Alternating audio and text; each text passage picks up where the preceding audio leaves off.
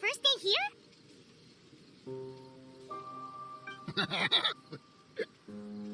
Everyone's gone crazy. Everyone should get out of here. Well, I'll never wake up. But I was right, my precious. You are invincible. Precious? What's his precious? A miracle machine. Definitely not impossible. I think he's referring to that machine. What a drunkard. Oh, goodness. The smell of alcohol. Mein Fräulein, please allow me to fan the fumes away with my wings. Oh, excellent. Please, fan them away from me, too. Certainly. I've checked the surroundings, but there's no one else here. Isn't that strange? The Fatui is a big organization, but he's the only one left at this camp. What's more, we didn't even see him the last time we were here. Even the larger gentleman from the first time is missing. I think they must be hiding somewhere. As for why they may be hiding, I'm afraid we'll have to ask him. But he's as drunk as tone-deaf bard. Should we wait for him to sober up? Cleanse him with the holy spring of punishment. Mein Fräulein means to splash him with water. Ooh, sounds like a good idea. Let's try.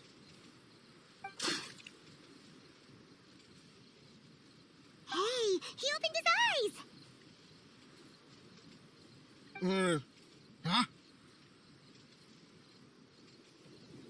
Hey, are you one of the Fatui? Can you tell us what happened here and what the machine is for? Fatui. Those blockheads in the administration will regret it now. That's what you get for rejecting my research, forcing me to conduct my research on this deserted island. My precious. Why is he crying? Looks like he has a lot of pent-up emotions. You mocked me and my precious invention. You don't know, only my invention can help us conquer the world. Idiots. Such idiots. Ow! Don't hit me. I won't blow up the lab again. I'm sorry. I didn't mean to. This man's gone insane.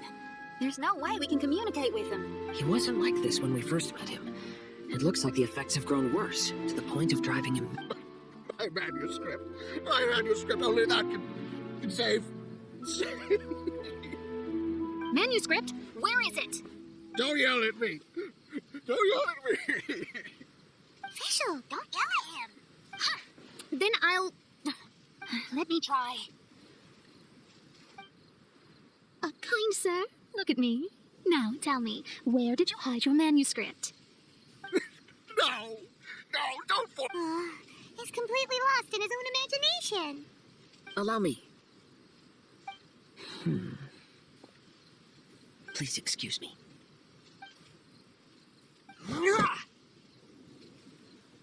Oh, my butt. My brain is finally starting to work again. It's not a mushy mess anymore. Can you tell me where you put the manuscript?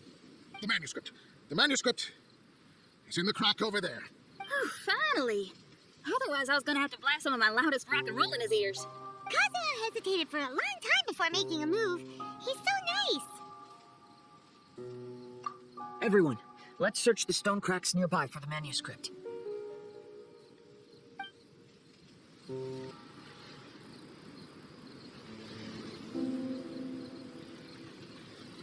Found it!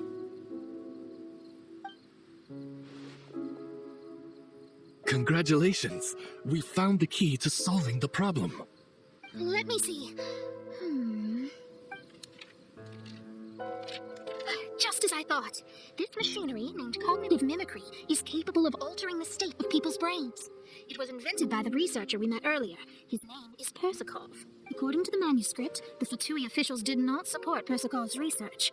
They believed he had taken the wrong path. But Persakov insisted on putting his machine to use. In order to achieve that, he disassembled the machine and used his connections to transport the parts to this deserted island. How did they find this island? The Fatui's intelligence network is not to be underestimated. Persakov was dead set on carrying out his experiments on this island. Most of his subjects were junior Fatui soldiers who all signed a waiver beforehand. It looks like they really thought this machine would benefit the Fatui. How does the machine work? That's most likely top secret. The manuscript didn't reveal any details, but Persikov did mention that the machine was modeled after the power of a god. Does that mean there's a god connected to these dreamlike mirages, and the Fatui found a way to research it? Clearly. Otherwise, they wouldn't have been able to reproduce the god's power. Anyway, Persikov's experiment did not go as planned. The machine broke down just days after it was activated. They tried to fix it, but the technologically illiterate Fatui soldiers completely ruined the machine. Even its most important component of all, the crystalline cores, got ejected and disappeared. A testament to the importance of maintenance in all aspects of life. I believe we can all learn something from this. Persikov may be a mad scientist, but he didn't want to see his subordinates suffer. Besides, if he didn't solve the problem, he would end up going insane as well. As a last resort, Persikov went out on his own to look for the cores. But he was just a sickly researcher, unfit for the task. He had to give up. Then, Persikov went searching for the soldiers who had gone mad and strayed from the group, and took them to a hidden cave. I think that was where they were at the day we arrived on this island. Persikov was taking a strong Fatui soldier somewhere. Yes, it took Persikov all of his strength to get all the missing soldiers into the cave. He tried to snap them out of it with music and poetry, but nothing worked. We came here once, but there was no one around. Come to think of it, that must have been the day Persikov was busy gathering the soldiers into the cave. There's good news and bad news written on the last few pages. The good news is, Persikov managed to figure out the location of the crystalline cores by piecing together the snippets of information he could get from the delirious soldiers. The bad news is Persikov failed to revive them and eventually succumbed to the device's influence himself. The last few pages of the manuscript are just unintelligible drunken script. It appears that the responsibility for this issue now falls to my retainers and I. There's a map in the manuscript. The markings should indicate the locations of the crystalline cores.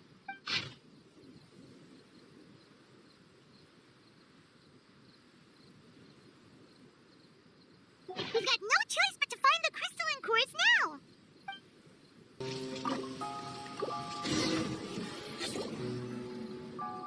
We've inserted all of the crystalline cores, Mona! Is that all we needed to do? I think so. That's what the manuscript says, anyway. Let's give it some time. Hopefully it'll return to normal.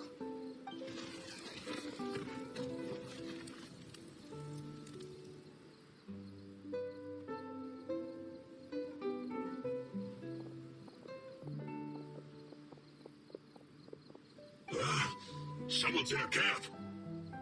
Hey, who are you people? Hold on. Look at the machine. Is it fixed? What? But Mr. Persikov is still lying on the ground over there. We're the ones who fixed the machine! Yeah, you're welcome! We could have had a nice, relaxing vacation if all of this hadn't ended up occupying so much of our time. Apologize to me and my retainers at once. Uh-huh. Oh no, I'm out of here. Hey, don't leave me here on my own. Mr. Persikov's still there. We need to save him. Those two definitely seem a little more lucid now. It looks like we succeeded. Let's get out of here then. Paimon wants to spend the rest of this vacation back at our own camp. Yeah, but it feels like our camp now. Kind of like our temporary home. Then perhaps we should call it the Embassy of the Imanakreich and Dodoland. Huh? No! That's too many words. Paimon would prefer something easy to remember. Come on, let's go home now.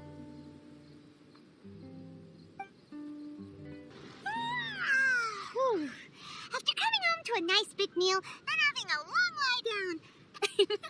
Is the hospitality of the Imanakreich to thy liking? Paimon's loving it. Wonderful. Main Fräulein invited you all here not only to witness the arrival of our Holy Land, but most importantly, she wished that you could all relax and enjoy the summer. Great. Well, I've come to the right place. I love it here. May this place become an eternal paradise. Main Fräulein says she hopes to go on more adventures with you here in the future. Of course. And you should come find me and Leela when you get the time. I'll show you around. Oh, also, my friend runs the best restaurant in Leela. I'm sure you'll love it. If you're into opera, you should go see Yunjin. She's the nicest person, and she likes making friends with new and interesting people. I'm sure the two of you will have plenty to talk about with your shared passion for theatrics. Oh? If Lady Xinyan speaks so highly of it, then I must entertain the idea. Traveler, I have a suggestion. There's a snack called roasted lavender melon in Inazuma, which goes rather well with fish. Why don't we roast some fruit and seafood for dinner tonight? Oh, did you try it in Inazuma? That's great. You know, I want to follow your example and travel around the world. Hopefully, I can also make good friends along the way. That means a lot coming from you. Ah, you're all here. I've noticed an issue. Although we've fixed the machine, as you can see, the mirages on the islands have still not disappeared. I've noticed that too. But considering it took some time for the mirages to appear, it may also take some time for them to disappear. Yes, that's definitely possible. In other news, my scryglass seems to be working fine now. The divination results are also looking about right. Although there are some parts in the results that I don't quite understand. It's as if there is some sort of power surrounding us, and it's still watching us. Do you think it's caused by the machine, or perhaps Persikov? Sorry, I'm also not sure. All I know is that the power is not hostile at the moment. Whatever it is, it doesn't seem to harbor any ill will toward us.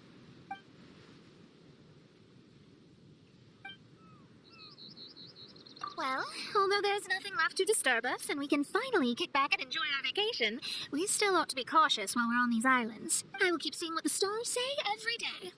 I promised Fischl that I'd be her guard. I can help. Good. I'll be counting on you. Goodness knows why those girls are so carefree about everything. I suppose it falls to me to be extra vigilant. Oh, coming.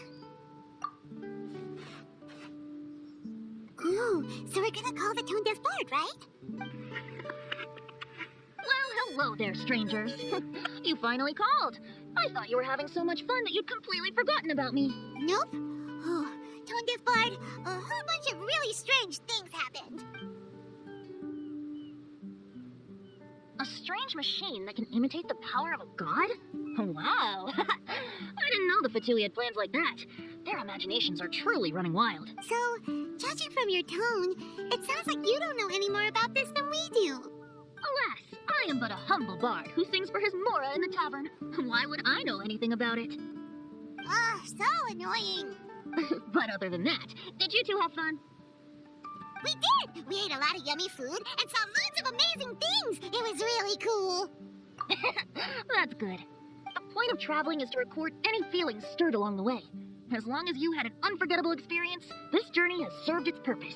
As for the mysterious voice, although we don't know who it was, not only did she not harm you, she also helped you to gain a better understanding of each other, right? If you look at it that way, maybe she meant you well. I mean, if she was able to intercept Alice's communication tool, I'm sure she's also plenty capable of attacking you. Tone-deaf bard is right. I'm glad to bring you some peace of mind. Just enjoy your vacation to the fullest, and don't forget to tell me all about the marvelous mirages when you get back. I want to record all these beautiful memories and turn them into ballads. Every summer will become an unforgettable song. Then I'll just wait for your return. Happy vacationing! If Tone-deaf bard thinks it's okay, then maybe there's nothing to worry about. After all, Tone-deaf bard is still a god. We should probably trust him. Let's head back. We don't want to keep everyone waiting. Hold on. Didn't Fischl say earlier that she's going to catch some crabs? Oh, Paimon wants to go too! Now you have solved the mystery. Doesn't it make you feel happy? Satisfied? Don't worry, I won't hurt you. I'm just a little bird that sometimes flies by these islands, and am now watching you from far, far away. I just so happened to sense a power here that has something to do with me. I was curious, so I landed on the beach to quietly watch everything that took place on these islands. It was fascinating. The ones who came here to work were so busy, and yet I still saw genuine smiles on their faces from time to time. And then all of you arrived later on, bringing your glorious dreamscapes and wonderful willpower. Your dreams are like the pure and delicate bubbles floating on the water. The more beautiful the illusion, the more it fascinates me. I'm not able to travel myself, but I do admire free spirits like yourself. So, I helped and design a little something for you all. I hope you liked it. As I said, I don't have an agenda. I'm just a little bird. I stopped here to admire your lives, joys, sorrows, and all. You are a special person with a unique and brilliant glow. I decided to communicate with you in this way because I'm really curious about you. There's no need to wonder about my name. Maybe one day in the future, we will meet in another place. When that time comes, I think you'll be able to recognize me. Hey, what are you doing? The crabs don't catch themselves.